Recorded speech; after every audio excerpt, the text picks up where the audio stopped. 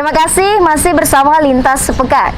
Pemirsa, pejabat sementara Wali Kota Banjarbaru Benhard Erondonuwu menegaskan netralitas aparatur sipil negara ASN merupakan harga mati pada Pilwali Banjarbaru Desember mendatang. Kampanye Pilwali Kota Banjarbaru sudah dimulai.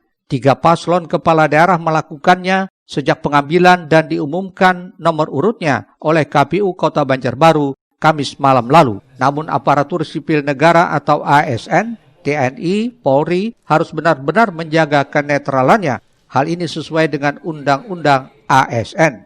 Demikian juga ASN Kota Banjarbaru harus menjaga netralitasnya pada Pilwali Kota Banjarbaru tahun 2020 ini yang akan digelar 9 Desember mendatang. Penjabat sementara Wali Kota Banjarbaru Benhard Erondonuwu menegaskan aparatur sipil negara Kota Banjarbaru harus benar-benar netral dan itu sudah merupakan harga mati yang wajib dilaksanakan ASN Banjarbaru. Dalam ketentuan aparatur sipil negara sudah disampaikan baik dalam undang-undang, dalam berbagai kesempatan seperti yang disampaikan oleh Pak Gubernur tadi, netral. Tapi dia sebagai warga masyarakat, warga negara yang baik yang akan mendukung pelaksanaan pilkada tentunya karena dia punya hak. Saya sama dengan Pak Gubernur bilang cukup di dalam hati. Karena apa? Sekali lagi netralitas PNS itu harga mati dan harus dan wajib dilaksanakan oleh seluruh aparatur sipil negara khususnya yang ada di pemerintah kota. Benhard Erondonuwu kembali menghimbau ASN Banjarbaru untuk tetap menjaga netralitas, namun sebagai warga negara yang baik tentu punya hak untuk mendukung pelaksanaan pilkada serentak tahun 2020. Rismana, Banjar TV. Selanjutnya pemirsa, Badan Kesatuan Bangsa dan Politik Kota Banjarmasin bersama KPU dan Bawaslu menggelar rapat persiapan penentuan pemasangan alat peraga kampanye APK Pilkada 2020. Rapat dipimpin langsung PLT Wali Kota Banjarmasin Hermansyah. Di samping itu KPU dan Bawaslu kerap mendapat anekdot bagai Tom and Jerry karena kurang sinerginya dalam penerapan aturan dan penegakan pengawasan.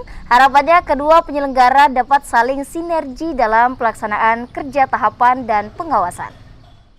Badan Kesatuan Bangsa dan Politik Kota Banjarmasin bersama KPU dan Bawaslu menggelar rapat persiapan penentuan pemasangan alat peraga kampanye APK Pilkada 2020.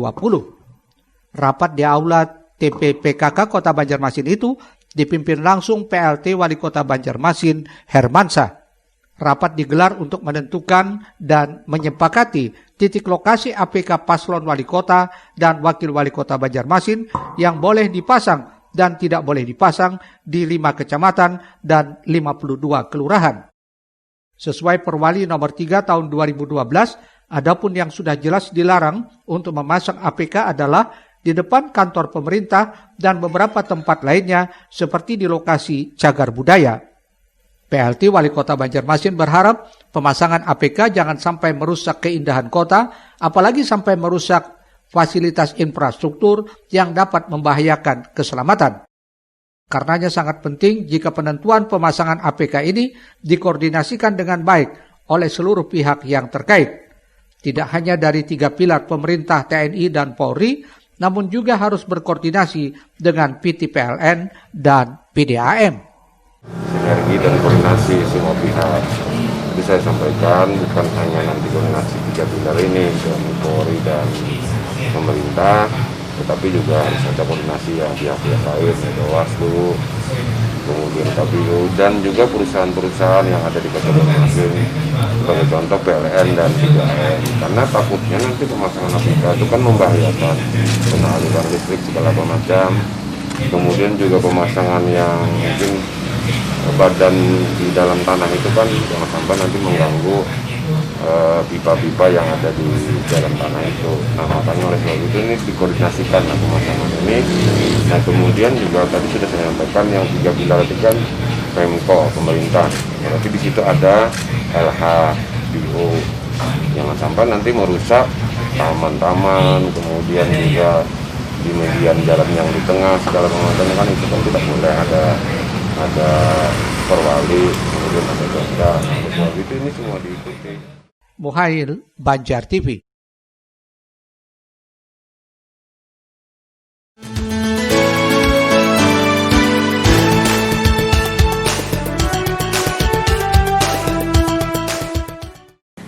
Akibat kurang sinerginya dalam penerapan aturan dan penegakan pengawasan, seringkali antara KPU dan Bawaslu terjadi gesekan dalam penerapan sebuah aturan pilkada.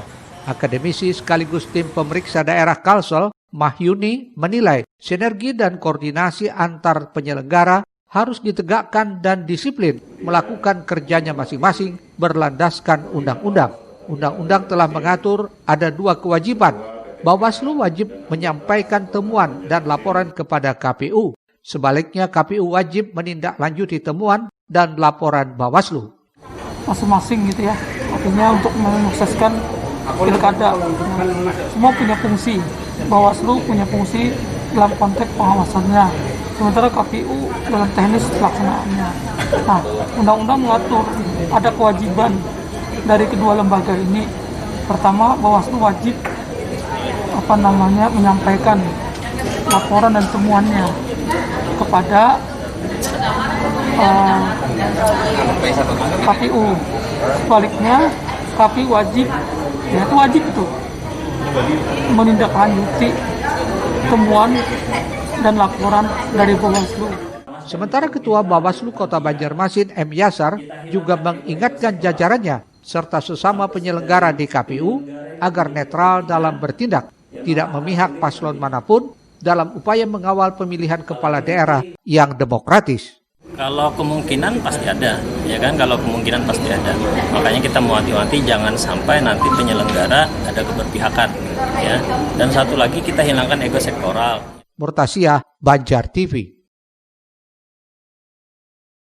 Pemirsa, PKPU nomor 13 tahun 2020 diantaranya menyebut melarang parpol atau gabungan parpol, paslon, dan tim kampanye, serta pihak lain melaksanakan bazar dan donor darah.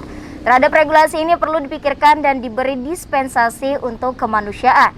Sementara itu, PMI harapkan adanya dispensasi atas PKPU nomor 13 tahun 2020 dengan tanpa membedakan warna dan lambang ataupun pasangan calon, guna memenuhi kebutuhan darah bagi rumah sakit dan lainnya. Di masa pandemi COVID-19 saat ini, pihak Palang Merah Indonesia Kota Banjarmasin mengaku kesulitan menambah stok darah, bahkan selalu mengalami kekurangan. Bersamaan dengan itu muncul PKPU nomor 13 tahun 2020 pada pasal 88C yang menyebutkan selama masa kampanye melarang partai politik atau gabungan partai politik, pasangan calon, tim kampanye, dan atau pihak lain melaksanakan kegiatan sosial berupa bazar dan atau donor darah. Bagi PMI Banjarmasin, dengan adanya aturan ini menambah sulit pihaknya dalam menyediakan kebutuhan darah untuk rumah sakit atau masyarakat. Rusdiansyah meminta regulasi tersebut dipikirkan dan KPU bisa memberikan dispensasi karena ini kaitannya dengan donor darah dan nyawa manusia. Ini disampaikannya saat berada di PMI Kota Banjarmasin Selasa pagi. Dengan adanya aturan ini menambah sulit. Jadi oleh sebab itu barangkali ya yang harus dipikirkan sama-sama termasuk KPU ya.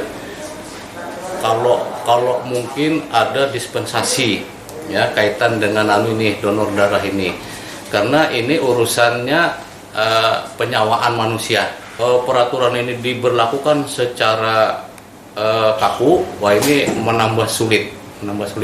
Dan perlu kami informasikan bahwasanya banyak di antara organisasi yang terkait dengan pilkada ini sudah menjadwalkan sebenarnya. Jadi tidak jadwal itu memang sudah dibikin sesuai dengan acuan ya. Kalau periksa darah ini, ambil darah ini kan minimal kan 2 bulan. Nah, jadi bukan kebetulan mau pilkada lalu membuat jadwal, tidak. Memang waktunya baru sampai 2 bulan. Karena kalau tidak sampai 2 bulan diambil darah, berbahaya juga bagi kesehatan yang bersangkutan.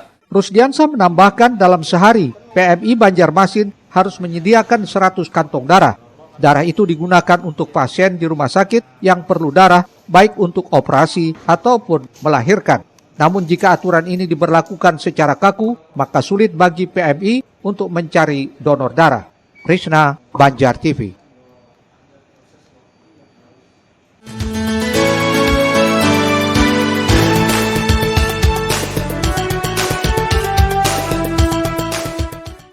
Sementara itu, Ketua Unit Donor Darah UDD PMI Banjarmasin, Dr. Aulia Ramadan Supit menyatakan, sebelum munculnya PKPU tersebut, dari jadwal pihaknya sudah ada beberapa parpol dan pihak lain yang bekerja sama dengan PMI untuk menggelar donor darah.